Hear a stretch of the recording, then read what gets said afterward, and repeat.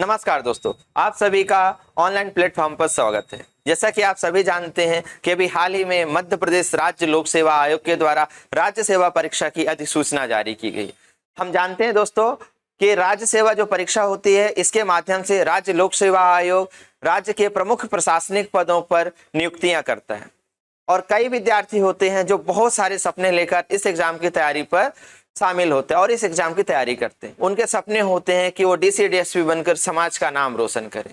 इसीलिए दोस्तों वो निरंतर रूप से अध्ययन करते रहते हैं, परंतु उनकी तैयारी में उचित मार्गदर्शन की कमी या कहीं ना कहीं कोई गलतियां होने के कारण, त्रुटियां होने के कारण वो इस एग्जाम की प्रारंभिक परीक्षा को भी उत्तीर्ण नहीं कर पाते, जो कि मात्र स्क्रीनिंग होती है। तो आज दोस्तों हम लोग चर्चा करेंगे कि किस प्रकार से हम प्रारंभिक परीक्षा को, जो कम से कम समय बचा हुआ है, उसमें हम उत्तीर्ण कर पाए और किस तरीके से हमें अपनी स्ट्रेटजी बनानी चाहिए और किस तरीके से हम अपनी तैयारी को धार देंगे। जैसा कि हम लोग सोचते हैं दोस्तों कि कुछ विद्यार्थी होते हैं निरंतर रूप से प्रीलिम्स एग्जाम को क्वालिफाइड करते हैं और कुछ विद्यार्थी ऐसे होते हैं जो निरंतर रूप से तैयारी तो करते हैं परंतु प्री एग्जाम को क्वालिफाइड नहीं कर पाते।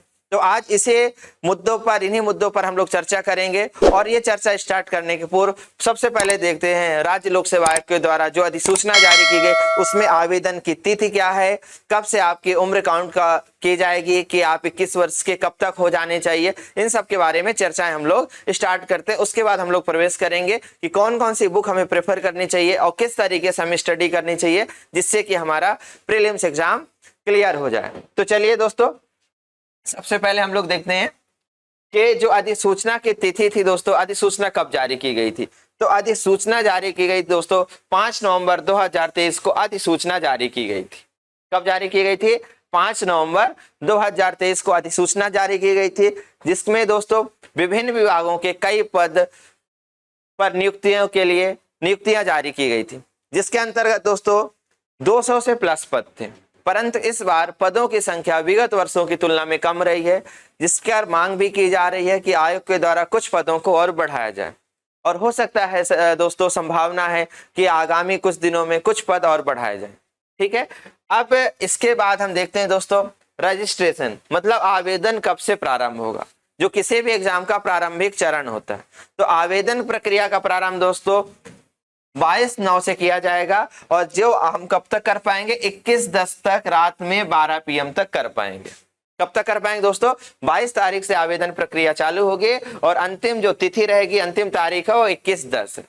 इसके साथ ही साथ दोस्तों एक उम्र को लेकर रहता है। हम सब जानते हैं कि 21 साल के हमें होना चाहिए। इसके साथ योग्यता में दोस्तों ग्रेजुएशन हमारा कंप्लीट होना चाहिए, जो न्यूनतम योग्यता है। ग्रेजुएशन दोस्तों हम किसी भी स्ट्रीम से कर सकते हैं, जरूरी नहीं कि बीए हो, बीएससी हो, इंजीनियरिंग हो, मेडिकल से, किसी भी क्षेत्र से आपका स्नातक उत्तीर्ण होना आवश्यक है। इसके साथ ही साथ दोस्तों यहाँ पर जो हमें ध्यान देना है, ये उम्र कब से काउंट की जाएगी? 21 जो साल है दोस्तों, ये कब तक हमें पूरा कर लेना चाहिए? 21 साल की आयु हमें पूरी कर लेनी चाहिए 1 जनवरी 2024 तक। हम क्या कर लें दोस्तों? 21 वर्ष की आयु पूर्ण कर लें, तो इस एग्जाम के में हम भागी हो सकते हैं, इस एग्जाम में हम पार्टिसिपेट कर सकते हैं, इस एग्जाम को हम दे सकते हैं और आवेदन कर सकते हैं। ये हुई आपकी दोस्तों बेसिक जानकारी। अब आगे अगली डेट आती है कि परीक्षा कब आयोजित की जाएगी, एग्जाम कब होगी। तो एग्जाम की डेट है दोस्तों 17 दिसंबर रखी गई है। क्या रखी गई? 17 दिसंबर एग्जाम की तारीख रखी गई है। और 17 दिसंबर के लिए दोस्तों करीब 8 या 10 दिसंबर से आपके एडमिट कार्ड जारी होना प्रारंभ हो जाएंगे कि आपके सेंटर कहां पर मिलते, कहां नहीं मिलता है। अब ये 17 दिसंबर तक के लिए आपके पास लगभग 2 से 3 महीनों का समय है, जिस पर आप अच्छे तरीके से अपनी तैयारी कर सकते हैं। ठीक है दोस्तों, अब आगे हम लोग आते हैं कि पैटर्न क्या होता है। और अभी दोस्तों हमेशा ऐसा रहा है कि जब राज्य लोक सेवा आयोग के द्वारा अधिसूचना जारी की गई है नियुक्ति हेतु, तो 2 अधिसूचना एक साथ जारी की जाती थी, जिसमें होती थी दोस्तों राज्य सेवा परीक्षा और राज्य वन सेवा परीक्षा। परंतु इस बार केवल राज्य सेवा परीक्षा की अधिसूचना जारी की गई है। इसलिए दोस्तों अभी तक की अधिसूचना में आपके लिए सबसे महत्वपूर्ण है तो प्रथम प्रश्न पत्र। कौन सा है? प्रथम प्रश्न पत्र सबसे महत्वपूर्ण है, जिसके अंतर्गत आपके जीएस से संबंधित प्रश्न पूछे जाते हैं। इसमें दोस्तों जीएस के अंतर्गत आपको अध्ययन करना रहेगा जीएस में आपको अध्ययन करना रहेगा हिस्ट्री, ज्योग्राफी, पॉलिटी जो सामान्य पेपर्स हैं। इसके साथ ही साथ आपको अध्ययन करना रहेगा दोस्तों जो मुख्य रूप से है मध्य प्रदेश। मध्य प्रदेश के बारे में आपको विस्तृत अध्ययन करना पड़ेगा। मध्य प्रदेश की जनजातियां क्या होती है, मध्य प्रदेश का भौगोलिक परिदृश्य क्या है, मध्य प्रदेश का राजनीतिक परिदृश्य क्या है, वर्तमान और भूत की क्या क्या महत्वपूर्ण घटनाएं हुई, इन सभी का समायोजन हमें अध्ययन करना रहेगा मध्य प्रदेश के अंतर्गत। और चूंकि दोस्तों हमें मध्य प्रदेश राज्य लोक सेवा आयोग की परीक्षा में शामिल होना है, इसलिए इस परीक्षा में मध्य प्रदेश से संबंधित प्रश्नों का जो वेटेज होता है, उनकी संख्या होती है सर्वाधिक होती है। इसके बाद दोस्तों इसमें जो आपको अध्ययन करना रहेगा समसामयिकी, करंट अफेयर्स का अध्ययन करना रहेगा। क्या अध्ययन करना रहेगा दोस्तों? करंट अफेयर्स का। अब करंट अफेयर्स को लेकर हम लोग बहुत ज्यादा परेशान रहते हैं, तो बिल्कुल भी परेशान नहीं होना है, क्योंकि जब हम मध्य प्रदेश के परिदृश्य में राज्य लोक सेवा आयोग से संबंधित पेपरों का अध्ययन करते हैं कि विगत वर्षों में जो भी प्रश्न पत्र आए हैं उनका यदि हम सूक्ष्मतम निरीक्षण करते हैं तो हम पाते हैं दोस्तों कि मध्य प्रदेश के प्रारंभिक परीक्षा में राज्य सेवा के करंट अफेयर्स या समसामयिकी प्रश्नों का वेटेज बहुत ही कम होता है। फिर भी इनका वेटेज लगभग 5 क्वेश्चन के लगभग अब होने लगा, 5 से 10 तक अब पहुंच जाता। फिर भी इसी बार जैसे देखा जाए तो करीब 3 से 4 क्वेश्चन रहते हैं। और ये जितने भी प्रश्न रहते हैं दोस्तों, ये सामान्य प्रश्न होते हैं। यदि आप रेगुलर न्यूज पेपर पढ़ रहे हैं या न्यूज सुन रहे हैं तो आपसे ये प्रश्न बन जाते हैं। इसके साथ ही दोस्तों इसमें आपके आते हैं कंप्यूटर से संबंधित प्रश्न भी रहते हैं। किससे रहते हैं दोस्तों? कंप्यूटर से संबंधित प्रश्न रहते हैं, साइंस से रिलेटेड प्रश्न रहते हैं। इस तरीके के प्रश्न पूछे जाते हैं, जिनका जो लेवल होता है दोस्तों ज्यादा हाई नहीं होता।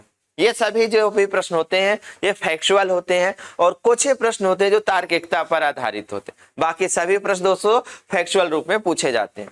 अब आते हैं दूसरा भाग। दूसरा भाग अपना क्या है दोस्तों? द्वितीय प्रश्न पत्र। और याद रखिएगा जो पहला प्रश्न पत्र होता है और दूसरा प्रश्न पत्र होते हैं, इन दोनों के लिए जो समयावधि है 2-2 घंटे निर्धारित है। जिसके लिए प्रथम प्रश्न का पत्र का पेपर सुबह 10 से 12 के बीच में होता है और दूसरा आफ्टरनून होता है। ये बात आप ध्यान रखिएगा, ठीक। द्वितीय जो प्रश्न पत्र होता है दोस्तों, इसे हम सामान्य रूप से सी सेट भी कहते हैं। क्या कहते हैं? सी सेट कहते हैं, जिसमें आपके 100 प्रश्न रहेंगे और इनमें दोस्तों आपको जो पूछा जाएगा आपसे हिंदी के प्रश्न पूछे जाएंगे, हिंदी के अपठित रहेंगे, मैथमेटिक्स के रहेंगे और कुछ तार्किकता से संबंधित प्रश्न रहते हैं। इसके अंतर्गत ये 3 टॉपिक 4 टॉपिक से प्रश्न आते हैं। परंतु दोस्तों अब चूंकि ये जो प्रश्न पत्र है, जो अधिसूचना जारी की गई, इसमें राज्य वन सेवा को शामिल नहीं किया गया। इसमें केवल अभी शामिल है राज्य सेवा परीक्षा। जब राज्य सेवा परीक्षा शामिल है दोस्तों तो आपको ध्यान देना है कि इसमें आपको केवल यदि जनरल कैटेगरी से हैं तो आपको 40% मार्क्स लाने हैं, और यदि रिजर्वेशन कैटेगरी से हैं तो आपको 30% मार्क्स लाने होंगे इस पेपर को क्वालिफाइड करने के लिए। जब तक दोस्तों आपका द्वितीय प्रश्न पत्र क्वालिफाइड नहीं होगा तब तक आपका प्रथम प्रश्न पत्र चेक नहीं होता। इन दोनों प्रश्न पत्रों में सबसे अच्छी बात यह है कि इनका लेवल अदर एग्जाम्स की तुलना में बहुत ही सरल होता है। यदि आप व्यापम के प्रश्न पत्र उठाएंगे तो उससे भी सरल इसका होता है प्रश्न पत्र जीएस का। ठीक है दोस्तों, चलिए अब हम लोग अगले स्लाइड में प्रवेश करेंगे। चलिए अब हम लोग स्टार्ट करते हैं कि हमें किस प्रकार से तैयारी करनी है, क्योंकि हम लोग हमेशा देखते हैं कि कुछ बच्चे ऐसे होते हैं, कुछ परीक्षार्थी ऐसे होते हैं जो निरंतर रूप से प्रीलिम्स को क्वालिफाइड कर रहे होते हैं, परंतु हम तो कई वर्षों से तैयारी कर रहे होते हैं मित्रों, हमारा प्रीलिम्स नहीं निकलता। इनके पीछे क्या कारण हो सकते हैं, हमारी तैयारी में क्या कमी है, आज हम उसी पर डिस्कस करना। अब स्टार्ट करते हैं, अपने मूल उद्देश्य पर आते हैं कि कैसे हम अपनी समस्याओं का निराकरण करें कि हमारा जो दिमाग का बर्डन वो कम हो जाए और हमारे प्रीलिम्स एग्जाम हमेशा क्लियर होते रहे। तो चलिए सबसे पहले हम सिलेबस को चालू करते हैं और कहां से किस प्रकार से अध्ययन करना है और क्या महत्वपूर्ण है। तो जैसे दोस्तों सबसे पहले यूनिट है अपनी, कौन से? यूनिट फर्स्ट, मध्य प्रदेश का इतिहास। क्या है अपनी? मध्य प्रदेश का इतिहास, संस्कृति और साहित्य।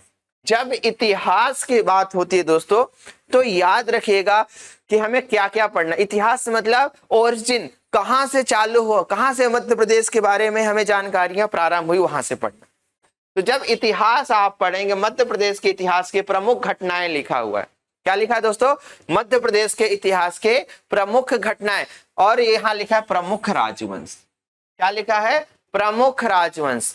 तो यदि आपको दोस्तों ये पढ़ना है तो इसमें आप सीधे सीधे कहां से पढ़ेंगे, कौन कौन से टॉपिक पढ़ेंगे, उन पर ये फोकस करेंगे और कौन से बुकों को। तो जब आप इतिहास के बारे में जानकारी पढ़ते हैं दोस्तों, तो आपको डायरेक्टली पढ़ना है महाजनपद। क्या पढ़ना है? महाजनपद के बारे में पढ़िए स्मार्ट स्टडी के रूप में। इसके बाद जैसे ही आप आगे बढ़े तो किस पर आ जाएं आप? चंदेल, परमार, कोक्कल। ये जो वंश है दोस्तों, जो त्रिपुरी में था कलचुरी वंश था, जो आपका मालवा में परमार वंश था, और बुंदेलखंड में कौन सा था दोस्तों? कौन सा? चंदेल वंश। इनके बारे में आप अच्छे से अध्ययन करें। कौन कौन से? चंदेल वंश हो गया आपका, दूसरा आपका परमार वंश होगा, और तीसरा आपका हो गया कलचुरी। पहले तो इन 3 वंशों के बारे में आपको विस्तृत रूप से पढ़ना होगा। विस्तृत कैसे? कि इनके कौन शासक थे, इन्होंने क्या निर्माण करवाया, क्या निर्माण नहीं करवाया, आप इनका अच्छे से अध्ययन करेंगे। इसके बाद जब आएंगे दोस्तों, तो मध्यकाल के दौरान आपको जब पहुंचेंगे तो आपको अध्ययन करना रहेगा अच्छे से मांडू के बारे में। मांडू की कौन सी इमारत किसने बनवाई, ये आपको विस्तृत रूप से अध्ययन करना पड़ेगा, क्योंकि सबसे महत्वपूर्ण बात यहीं पर आती है, दिल्ली सल्तनत के समय यहाँ गौरी खिलजी क्या हुआ था, क्या नहीं हुआ था। इसके बाद दोस्तों प्रमुख राजवंश में आप आ जाएं, तो जो राजवंश है दोस्तों, यहीं से चीजें निकल कर आ जाती हैं कि राजवंश कौन कौन से, बुंदेला थे, बघेल राजवंश था, होलकर था, सिंधिया, इन्होंने कौन सी चीजें विरासत के रूप में बनवाई, आपको इन बातों पर गौर करना है। ठीक है। इसके बाद आप आते स्वतंत्रता आंदोलन में मध्य प्रदेश का योगदान। तो इसमें जब आप पढ़ना चालू करेंगे दोस्तों, तो आपके मध्य प्रदेश में जो इतिहास चालू होता है स्वतंत्रता आंदोलन में, तो कुंवर चैन सिंह से चालू होता है, उनकी शहादत से चालू होता है। तो उन प्रमुख घटनाओं को आप पढ़ेंगे, ज्यादा आप ऐसे बुकों को ना ढूंढते रहे। तो इसलिए दोस्तों इन टॉपिक्स को पढ़ने के लिए आपके लिए सबसे अच्छी जो बुक है एमपी के लिए, वो रहेगी आपकी परीक्षा धाम।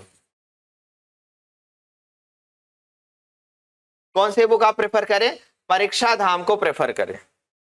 एमपी के इतिहास और इन संपूर्ण जानकारी के लिए परीक्षा धाम को आप प्रेफर करें। इसके अलावा आपको और कुछ पढ़ना है, तो जो मध्य प्रदेश हिंदी ग्रंथ अकादमी की बुक आती है दोस्तों, उसके जो यूनिट के लास्ट में 1 लाइन फैक्ट लिखे हुए हैं, उनका अध्ययन आप जरूर करें। क्या करें? उनका अध्ययन आप जरूर करें। तो आप एमपी के इस यूनिट के लिए कौन सी बुक प्रेफर करेंगे मित्रों? इसके लिए आपको प्रेफर करनी रहेगी परीक्षा धाम की बुक। किसके? परीक्षा धाम की बुक प्रेफर कर सकते हैं, और उसके साथ उसी की ऑब्जेक्टिव भी प्रेफर कर सकते हैं। ठीक। और मध्य प्रदेश हिंदी ग्रंथ अकादमी की जो बुक आती है साहित्य संदर्भ के नाम से, उसमें आप क्या अध्ययन करेंगे? उसमें जैसे यह यूनिट खत्म होती है दोस्तों, हर टॉपिक के बाद दिए हैं 1 लाइन फैक्ट, और प्रत्येक टॉपिक लगभग करीब 40 या 50 1 लाइन फैक्ट दिए हैं, उनका आप अध्ययन करेंगे। इससे आपकी यूनिट कंप्लीट हो जाएगी, और इस यूनिट के एक भी प्रश्न बाहर नहीं जाएंगे। ठीक है। तो आप इन चीजों को गौर करिएगा। ठीक। अब यहाँ पर जैसे प्रमुख कला और स्थापत्य कला है, फिर प्रमुख जनजातियां बोलियां, तो जनजातियों का टॉपिक आएगा दोस्तों। तो इसको अध्ययन करने के लिए जब आप पढ़ें, तो आप सीधे मैप बना ले मध्य प्रदेश का, कि यहाँ कौन सी जनजाति पाई जाती है, कहाँ कौन सी जनजाति पाई जाती है। इसके साथ ही साथ दोस्तों, जैसे हाल ही में चर्चा में रही है बैगा जनजाति, क्योंकि उनमें एक विशेष प्रकार की बीमारियां पाई जा रही थी, जिसका नाम था सिकल सेल एनीमिया। इस कारण से दोस्तों बैगा जनजाति के बारे में थोड़ा सा अध्ययन आप इस बार कर लेंगे, कि क्या विशेष है, क्या नहीं रहा है। फिर बोलियां, प्रदेश के प्रमुख त्योहार, लोक संगीत, लोक कला और लोक साहित्य, हम लोग हमेशा से पढ़ते आए, क्योंकि जो मध्य प्रदेश की भूमि है दोस्तों, संस्कृति की भूमि है, संस्कारों की भूमि है, अध्यात्म की भूमि है। यहाँ हर उत्सव बड़े हर्षोल्लास के साथ मनाया जाता है। हर त्योहार की एक अलग कहानियां हैं, जो कि हमारे लोक जीवन से जुड़े हुए हैं। हर त्योहार, हर मौसम में कोई ना कोई संगीत होता है।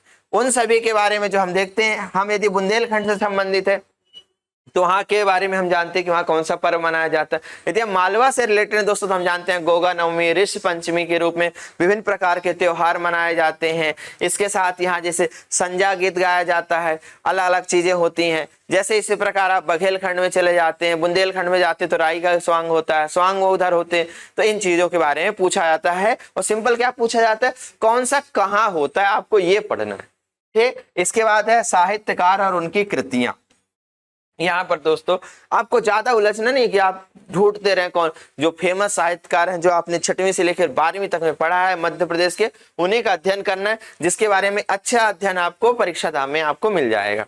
इसके बाद है प्रमुख प्रदेश के प्रमुख जनजातीय व्यक्तित्व, और ये आपको ध्यान रखना क्योंकि इन्हीं के उसमें क्या मनाया जाता है, जनजातियों को प्रोत्साहित करने के लिए क्या मनाया जाता है दोस्तों, जनजातीय गौरव दिवस मनाया जाता है। क्या मनाया जा रहा है, जनजातीय गौरव दिवस। तो क्लियर हुआ दोस्तों पहले यूनिट और एमपी के जितने भी टॉपिक है। तो एमपी के लिए आपके लिए सबसे उचित जो बुक है तो आपको कौन सी पढ़नी है, एमपी के लिए परीक्षा धाम पढ़नी है, परीक्षा धाम। और उसके साथ ही साथ जो मध्य प्रदेश हिंदी ग्रंथ अकादमी की साहित्य संदर्भ नाम की बुक आती है उससे 1 लाइन फैक्ट पढ़ने हैं आपको। ठीक, इससे आपके एमपी के लगभग सभी टॉपिक कंप्लीट हो जाएंगे और कोई भी प्रश्न इससे बाहर नहीं आएगा। इससे 1 लाइन फैक्ट पढ़ने से क्या फायदे रहेंगे, आपको किसी भी प्रश्न में किसी भी प्रकार की समस्या होती है, आयोग के द्वारा जो आंसर दिए जाते हैं तो उस पर आप लीगल एक्शन ले सकते हैं क्योंकि वो ऑथेंटिक और शासकीय बुक है। ठीक, इसके बाद आते हैं दोस्तों अगली यूनिट जो है उसको अध्ययन कहाँ से करें। अगली यूनिट है दोस्तों भारत का इतिहास। क्या है, भारत का इतिहास। अब भारत के इतिहास में लिखा है प्राचीन एवं मध्यकालीन भारत के इतिहास की प्रमुख विशेषताएं, घटनाएं, सामाजिक आर्थिक व्यवस्था, फिर 19वीं 20वीं शताब्दी। तो यहाँ पर आपको दोस्तों ध्यान देना, यहाँ से भी प्रश्न पूछे जाते हैं। ठीक, यहाँ पर क्या होगा, जो प्रमुख धार्मिक सुधार आंदोलन हुए थे जैसे ब्रह्म समाज, आर्य समाज, इन सब का जो गठन है इनके बारे में अध्ययन करना है कि इनके अध्यक्ष कौन रहे, कौन इनके संस्थापक है, इन्होंने जो कार्य किए तो कार्य तो लगभग एक समान होंगे लेकिन इनका गठन कहाँ हुआ। यहाँ इनका आप क्या अध्ययन करेंगे दोस्तों कि गठन कहाँ हुआ। ठीक, इनके संस्थापक कौन रहे और प्रमुख सदस्य। ठीक, और अगला पॉइंट रहेगा वर्ष, किस वर्ष इनका गठन हुआ। जितने भी सामाजिक सुधार आंदोलन चलाए गए उनमें से आप देखेंगे कि इनका गठन कहाँ हुआ। ठीक है, संस्थापक कौन है, प्रमुख सदस्य कौन कौन है और इनका गठन होगा वर्ष कौन सा, इन चीजों का आप ध्यान रखेंगे। तो इससे जैसे ब्रह्म समाज हो गया, आपका आर्य समाज हो गया, इनके ये हो गए। ठीक है ना, जैसे जितने सारे समाज है, रहनुमाई, माजदान सभा, इन सब के बारे में आप ये ध्यान देंगे। ठीक है, इसके बाद आता है स्वतंत्रता संघर्ष एवं भारतीय राष्ट्रीय आंदोलन, जिसके अंतर्गत दोस्तों 1857 की क्रांति से लेकर 1947 के 15 अगस्त 1947 तक जितने भी आंदोलन हुए उनमें से आपको ध्यान देना है कौन सा आंदोलन किस वर्ष हुआ था और उसके लीडर कौन थे। बस इस बात पर ध्यान देना है, इसमें ज्यादा चीजों पे आपको उलझना नहीं है। फिर स्वतंत्र, अब ये टॉपिक है दोस्तों जो हमें परेशान करता है कि इसमें क्या है भाई, स्वतंत्रता के पश्चात भारत का एकीकरण एवं पुनर्गठन। तो इसमें आपको जो क्वेश्चन एक बनता है, एक तो सीधे आपका सरदार वल्लभ भाई पटेल जी से बन जाता है कि एकता पुरुष के नाम से किसे जाना जाता है, तो आप बता देंगे एकता पुरुष के नाम से सरदार वल्लभ भाई पटेल जी को जाना जाता है। इसमें दोस्तों आगे क्या बनता है, आपको क्रम से क्या पढ़ना है, भारत का एकीकरण, मतलब रियासतें जो थी, जो 500 से अधिक रियासतें थी, उनका विलय भारत में किस तरीके से किया गया। ठीक, आपको ये अध्ययन करना है कि विलय का तरीका कैसा रहा, किस तरीके से हमने उनको भारत में जोड़ा। इसके बाद जो रहेगा दोस्तों कि जो 1956 के बाद राज्य, नए राज्यों का जो निर्माण हुआ, कौन कौन से राज्य बने, किसको कब किन शासित राज्य बनाया गया था और किसको कब पूर्ण राज्य का दर्जा दिया। इसके टॉपिक के अध्ययन के लिए दोस्तों आपको कुछ भाग पॉलिटी में भी मिलेगा, इसका भाग हिस्ट्री में आपको पूरी तरीके से नहीं मिलेगा। राज्यों के पुनर्गठन से संबंधित जो चीज जानकारी वो आपको पॉलिटी में अध्ययन करना रहेगा और ये टॉपिक आपका पूरा कवर हो जाएगा दोस्तों यदि आप लूसेंट को अच्छे से पढ़ते हैं। किसको पढ़ना पड़ेगा, आपको लूसेंट को पढ़ना पड़ेगा। हिंदी और इंग्लिश मीडियम दोनों के लिए लूसेंट उपलब्ध है, तो उसका आप अच्छे तरीके से अध्ययन करें क्योंकि दोस्तों प्रीलिम्स निकालने के लिए लूसेंट गीता का कार्य करती है, इसलिए आपको अच्छे तरीके से इन चीजों का अध्ययन करना होगा लूसेंट से विधिवत। इसके बाद है दोस्तों कौन सा, मध्य प्रदेश का भूगोल। इसके लिए भी दोस्तों वही आपकी परीक्षा धाम और मध्य प्रदेश हिंदी ग्रंथ अकादमी की बुक आपको अध्ययन करना है, उससे आप इसके कोई भी प्रश्न गलत नहीं करेंगे, इस बात पर आप गौर रखिए। इसके बाद जो अगली यूनिट आती है दोस्तों, भारत एवं विश्व का भूगोल। कौन सी यूनिट है, भारत एवं विश्व का भूगोल। इसके लिए दोस्तों आप दो चीजों का अध्ययन कर सकते हैं। पहला तो आपको लूसेंट का अध्ययन करना रहेगा, दूसरा आप अध्ययन करना चाहते हैं थोड़ा सा ज्यादा तरीके से तो आप इसको अध्ययन करिएगा महेश वर्णवाल की बुक से। इसको महेश वर्णवाल की ज्योग्राफी की जो बुक आती है उससे आपका ये वाला पोर्शन कंप्लीट होगा, परंतु लेटेस्ट एडिशन होना चाहिए। और इस बुक से ज्यादा इंपॉर्टेंट है सबसे पहले आपको ये अच्छे से पढ़े होना। कौन सी बुक? लूसेंट। तो याद रखिएगा लूसेंट प्रीलिम्स के लिए गीता है। यदि आपने उसका अच्छे से अध्ययन कर लिया, सूक्ष्म निरीक्षण कर लिया ना, माइक्रो ऑब्जर्वेशन आपने कर लिया, तो याद रखिए प्री में आप बहुत सारी चीजों को कवर कर चुके होते हैं।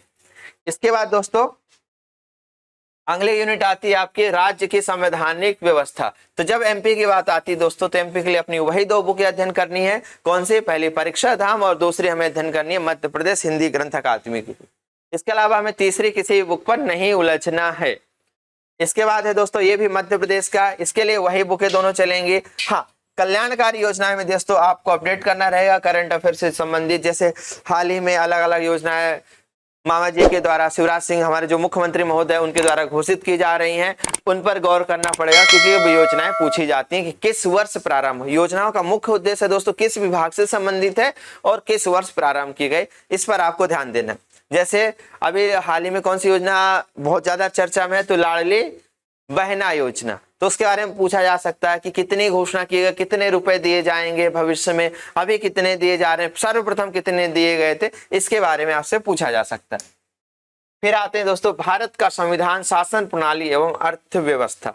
तो ये संपूर्ण टॉपिक्स के लिए दोस्तों सबसे बेटर बुक लूसेंट ही आपके लिए, ज्यादा इसमें कुछ भी परेशान नहीं होना है। परंतु लूसेंट के साथ इसमें एक और आपको बुक जोड़नी है जिसको आपको जरूर परचेस करना है, वह है दोस्तों घटना चक्र की ऑब्जेक्टिव।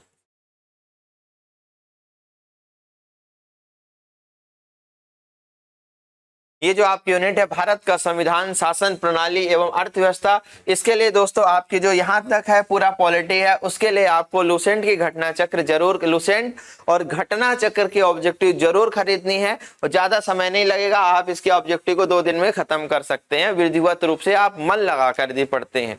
ठीक है, तो ये आपको क्लियर होगा इस यूनिट को आप कैसे कवर करेंगे, लूसेंट और घटना चक्र के ऑब्जेक्टिव के माध्यम से।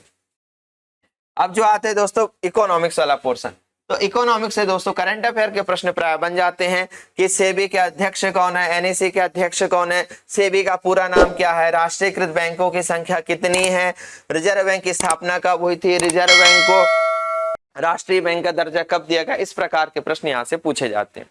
ठीक, तो ये आपके लूसेंट में कवर हो जाए, इसके लिए ज्यादा परेशान होने की आवश्यकता नहीं है, और जो भी प्रश्न कुछ अलग होंगे तो आपके करंट अफेयर में कवर हो जाएंगे। इसके बाद आगे आते हैं दोस्तों अगले यूनिट में विज्ञान एवं पर्यावरण। इसके लिए दोस्तों आपको सबसे पहले बुक है परीक्षा धाम। कौन सी बुक है? परीक्षा धाम की अलग से आती है यूनिट 7 के लिए, उसका अध्ययन करिए। उसके साथ आप जो लूसेंट पढ़ रहे हैं उसका अध्ययन कीजिए। ठीक, इसके साथ ही साथ दोस्तों जो आपका इन्वायरमेंट वाला पोर्शन हो जाता है, ये पूरा भाग, ये जो है ये और ये 3 जो यूनिट है, इसके लिए सबसे उचित रहेगा दोस्तों कि आप क्या कर लें, आपको घटना चक्र के ऑब्जेक्टिव सॉल्व करनी है। तो ये यूनिट के लिए आपके पास 3 बुकें हैं। पहली है परीक्षा धाम की यूनिट 7 की जो बुक आती है पतली सी दोस्तों, उसका अध्ययन करना है। दूसरा आपको घटना चक्र के ऑब्जेक्टिव सॉल्व करना है, और तीसरा जो हमें रहेगा, जो हमने लूसेंट खरीदी है उसका अध्ययन करना है साइंस वाले भाग को। उसमें आपको हो जाएगा फिजिक्स, केमिस्ट्री, बायो, इसके साथ आपका साइंस एंड टेक वाला पोर्शन भी कवर हो जाता है, ये वाला भी पोर्शन कवर हो जाता है। ठीक, इसके बाद दोस्तों अब यहाँ पर आप परेशान न हो, स्वास्थ्य नीति और स्वास्थ्य कार्यक्रम, ये हम जब एमपी पढ़ेंगे तो उसमें भी आ जाएंगे और करंट अफेयर्स में भी आपके आ जाएंगे। अब आगे बढ़ते हैं दोस्तों, क्या अंतरराष्ट्रीय राष्ट्रीय समसामयिक घटनाएं। इसके लिए दोस्तों वर्तमान में सबसे अच्छी बात यह रहेगी कि अभी आप निरंतर रूप से न्यूज़पेपर पढ़ें। पहला काम तो स्टार्ट करते हैं। दूसरा पॉइंट क्या करें, आप अभी स्पीडी ले लें और स्पीडी को पढ़ना चालू कर दें। तो इससे ये होगा दोस्तों आप सितंबर तक का करंट अफेयर्स कवर कर लेंगे। आपके पास रहेगा अक्टूबर नवंबर 2 महीने का। उसके अलावा यदि न्यूज़पेपर भी रेगुलर पढ़ते हैं या आप न्यूज़पेपर रेगुलर नहीं पढ़ पा रहे हैं तो रोजगार निर्माण वीकली आता है दोस्तों। रोजगार निर्माण सितंबर महीने से भी, सितंबर अक्टूबर नवंबर महीने के पढ़ लेंगे तो आपकी बात के कवर हो जाएंगे और सितंबर महीने तक के लिए आप इस पीडी का अध्ययन कर सकते हैं। इसके अलावा दोस्तों जब एग्जाम आने वाले होगा तो नवंबर लास्ट में बहुत सारी करंट अफेयर्स की बुक आएंगी, तो कोई भी एक ले सकते हैं। उसमें से निर्माण आईएएस के और तथ्यबाण का जो करंट अफेयर्स का आता है वो भी बहुत उपयोगी होता है। यदि आप बाद में उन्हें ले लेंगे तो अच्छा रहेगा, परंतु अभी भी आपको करंट अफेयर पढ़ना स्टार्ट कर देना चाहिए। इसके बाद दोस्तों आगे आते हैं हम लोग सूचना एवं संचार प्रौद्योगिकी। कौन सी यूनिट है दोस्तों? सूचना एवं संचार प्रौद्योगिकी, जिसमें कुछ विशेष नहीं कि हम लोग परेशान हो। यदि किसी ने इस यूनिट के लिए दोस्तों यदि परीक्षा मंथन पढ़ चुके हैं, पढ़ी है, तो परीक्षा मंथन से पूरा कवर हो जाता है। कौन से पुस्तक से दोस्तों? परीक्षा मंथन से भी कवर हो जाता है। इसके अतिरिक्त दोस्तों आपको सेपरेट इसके लिए बुक लेनी है तो दो में से कोई भी एक बुक ले सकते हैं, निर्माण IAS, या इसके अलावा आप ले सकते हैं परीक्षा धाम। कौन सी दोस्तों? निर्माण IAS और परीक्षा धाम की ले सकते हैं। ये दो में से कोई भी एक बुक लेकर इस यूनिट को आप तैयार कर सकते हैं। यह यूनिट कोई ज्यादा कठिन नहीं है कि आप परेशान होते रहे, परंतु आपको ध्यान रखना कि बैक ईयर में जो प्रश्न है उनको हम लोग रिपीट कर सके, रिवीजन हो सके हमारा। अगला है दोस्तों राष्ट्रीय एवं प्रादेशिक संवैधानिक संस्थाएं। इसके लिए दोस्तों आप लोग पॉलिटी में अध्ययन करते ही हैं, परंतु इसके लिए एक अलग से बुक आती है जिसको आपको परचेस कर लेना है, वो है दोस्तों परीक्षा धाम की। हिंदी मीडियम, इंग्लिश मीडियम जो भी प्रतिभागी हो इस बुक को खरीद लें, क्योंकि चूंकि टिक ही लगाना है और प्री निकालना है तो ये बुक सर्वोत्तम है इस यूनिट के लिए। ठीक है दोस्तों, इस प्रकार आपकी सभी यूनिट कंप्लीट होती हैं। लास्टली हम लोग ये देखते हैं दोस्तों कि हमें अब कौन कौन सी बुकें पढ़नी चाहिए, कौन कौन सी बुकें नहीं पढ़नी चाहिए।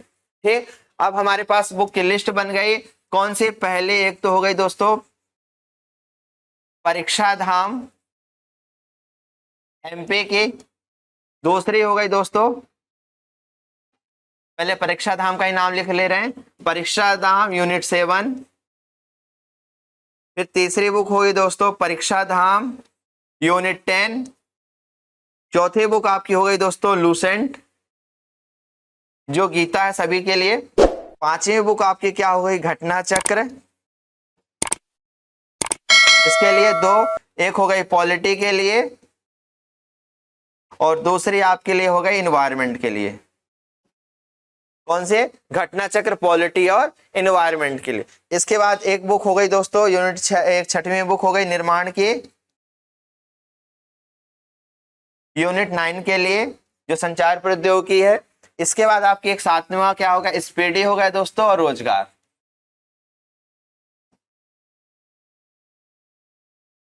स्पीडी प्लस रोजगार, इतनी चीजों का आपको विस्तृत अध्ययन करना है, आराम से अध्ययन करना है, बिना तनाव लिए आपका प्रीलिम्स क्लियर हो जाए। केवल कितनी? 6 और 7 बुकें हैं दोस्तों, कोई ज्यादा नहीं। हाँ, यहाँ पर ये 2 बुकें हो जाएंगी अलग से ऑब्जेक्टिव के लिए, तो टोटली आप कह सकते हैं 8 बुकें। 8 बुकों का अध्ययन करने से आपके 10 यूनिट कंप्लीट हो जाएंगे और आपका एग्जाम क्लियर हो जाएगा।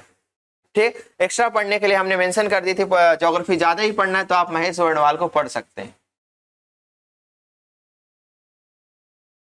ठीक, और एक बुक और छूट रही है दोस्तों हिंदी ग्रंथ अकादमी की। हिंदी ग्रंथ अकादमी की जो बुक है उससे आपके क्या रहेंगे? MP के जो फैक्चुअल्स हैं वो बिल्कुल क्लैरिफाइड रहेंगे, जिस पर आप लीगल एक्शन ले सकते हैं।